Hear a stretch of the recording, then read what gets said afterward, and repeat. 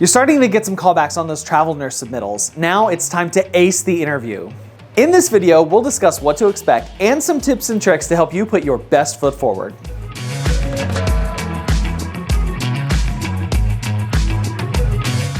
Hi, I'm John. I've been in this travel nurse gig for around 6 years now, and it's been a blast. I have been all over the country with my entire family. We have seen and explored so much, and I'm so thankful that travel nursing has afforded me the ability to do that. Let's jump into the exciting things that we're gonna talk about, and that's getting these offers. Once an offer comes in to your recruiter, they will send it to you and say, okay, here's the offer, this is what it is, that kind of stuff.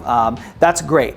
That is called an auto offer. There's really two ways that this can go. Number one is the auto offer. It's just like I described. You submit, boom, it comes right back and says, yep, we'll take it. Sounds great. All right, that's it. And then compliance and onboarding to the actual facility happens. The auto offers will largely depend upon your experience and resume. If you have an amazing resume and you've been a travel nurse for 10 years, auto offers are more common for you.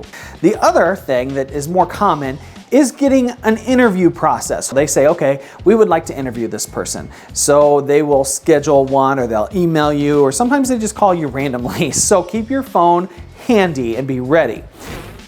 You can expect an interview to be something similar to what you've already experienced when applying for a typical nursing staff job. It might be a phone interview, or it might be a Zoom call. But usually they are shorter than your typical type of interviews. When it comes to an interview, let me give you a few good tips. Number one, audio is going to be key here. Make sure that you can be clearly heard and understood. Make sure that you're going to be in an environment where you will not get interrupted. Answer the phone or a Zoom call with an introduction. Make sure that you introduce yourself. Hi, this is John. That way they're gonna be comfortable right off the bat because they already know they have the person on the phone that they want to talk to. Thank them for calling and say how you've been looking forward to the call. If it's going to be like a video conference call or something like that, make sure that they can see you well. If you're using a webcam, make sure it's eye level or higher. Because nobody wants to see this, you guys. Dress up. I know it's just a Zoom call and we have a tendency to be a little lax in this industry because we wear pajamas every day, but honestly, it's going to impress them. So dress professionally. Speak clearly and maybe a little slower than you normally would in everyday conversation. Sometimes if you get a really thick Boston accent or something like that, it may be a little hard to understand if they're talking really fast too. Because the managers, they go through a lot of these a day, and maybe by the time they get to you, they're just kind of in a hurry to get it done. So if you need them to repeat something, just ask politely. Not that there's anything wrong with you Boston accents. When it comes to questions, make sure to answer all of theirs before you start asking your own. Once it is your turn, then start focusing on the things that make you valuable to them. What is it that you bring to the table that makes you a better candidate? Smile. And I know this seems silly, but even on the phone, try to smile. People can hear it in your voice subconsciously. Be confident without being arrogant. That can be harder than some people think. If you're used to working in a large teaching hospital or a big level 1 trauma center, and you're applying somewhere that is more of a rural access hospital, or maybe just a smaller place with less patient populations. Maybe you work in a CVICU and you're applying for someplace that doesn't do ECMO. It's okay to tout that experience, but don't make it sound like you know better than the people that are already working there. You can expect clinical related questions about the patient population that they serve. And it's okay if you don't have experience in that. You can turn it around and turn it into a learning opportunity. Tell them how excited you are to be able to learn those things. It is noteworthy to add here that a lot of travel nurses are not going to be taking the sickest patients on any given unit. They expect the travel nurse to kind of fill in the gaps for their staffing. So if you're working in a critical care environment, don't plan on taking like the highest level stuff, balloon pumps and CRRT and all those type of things. If it's a PCU and stuff like that, just plan on taking your typical type of patient load. Also expect a question all about why you want to travel to the destination. And it's okay to be honest with this. You can tell them you're excited to travel there because of the place that it's located, but don't make it all about the destination. Give them an opportunity to hear why you're excited to work at their hospital. Maybe it's because there's a new patient population that you haven't taken care of before, or maybe it's just the fantastic reputation of the facility. You gotta schmooze them a little bit. When it is your turn to start asking questions, make sure that you ask a few of these very important things to know. Patient ratios. What is it that you're going to be working with? Are you ICU 1-to-1, 1-to-2, 1-to-3? What about PCU? Those kind of things. What are your common ratios? 1-to-4, 1-to-5, 1-to-6, 7? Know what you're getting yourself into so that if it looks and sounds bad on the interview, you have an opportunity to say thanks, but no thanks, if that's going to be the case. In addition to that, you're going to want to know about the cancellation policy. Is it okay for them in a contract to cancel you once per week? What about once per month, maybe once per contract? It's good to know these things going forward. Floating expectation is also another big one. Are you going to be expected to float?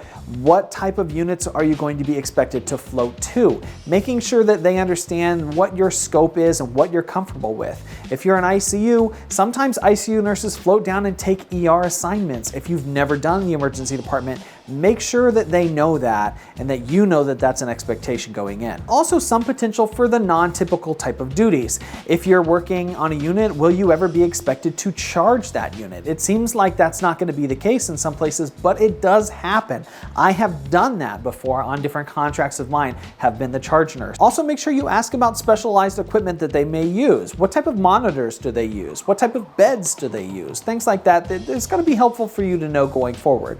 And then, of course, what type of special patient populations do they take care of? Do they have a bariatric unit? Sometimes that care is a little different than some others. What about pediatrics? Do they specialize in things like cystic fibrosis? Do they have a COVID unit that you're working on?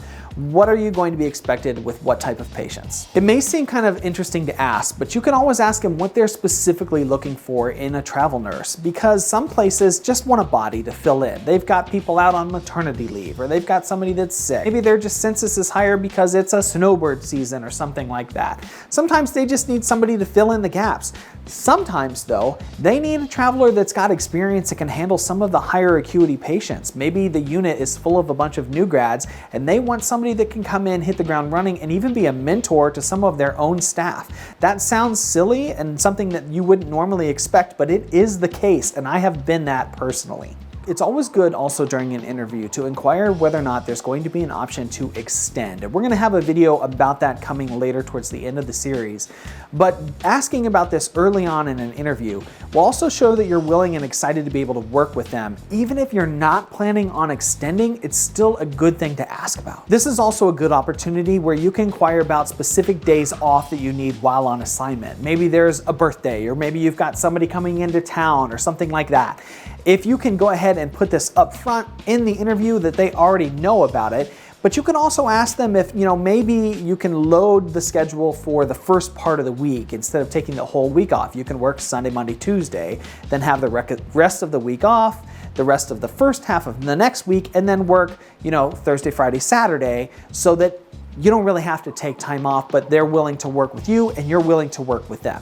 Make sure you end the interview with a strong closing, thanking them for the call, for the opportunity, and always leave with a little follow-up saying something like how you're looking forward to hearing back from them for a favorable reply, or maybe something like, I'm really looking forward to working with you and meeting you guys in person. Something like that just closes it well. Sometimes there may be a second interview. It has happened to me once. Same things apply. It may be the first time you're talking with somebody who might just be like a unit coordinator, and then the next interview will be with a manager and a couple of charge nurses. Things like this do happen, so just, all of the same tips apply. These managers can have up to hundreds of applicants to go through.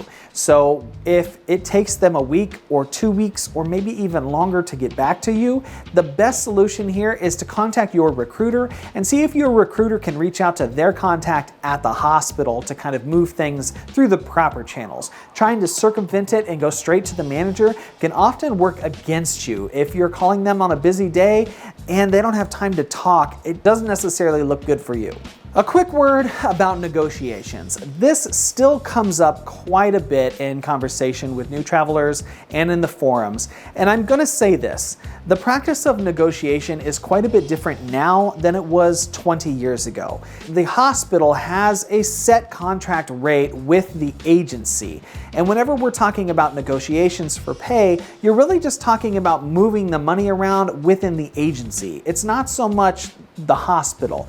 What you can do is have your recruiter work up things for moving the money between your taxable rate and your tax-free stipends, and they have some wiggle room there of where they can work things around. You're not going to be able to negotiate a higher paying rate overall with the hospital, especially during an interview, so don't bring it up. All right, now hopefully you've got some tools to help nail down that interview process. In the next video, we'll be discussing what to do with the actual acceptance offers that come in, so stick around.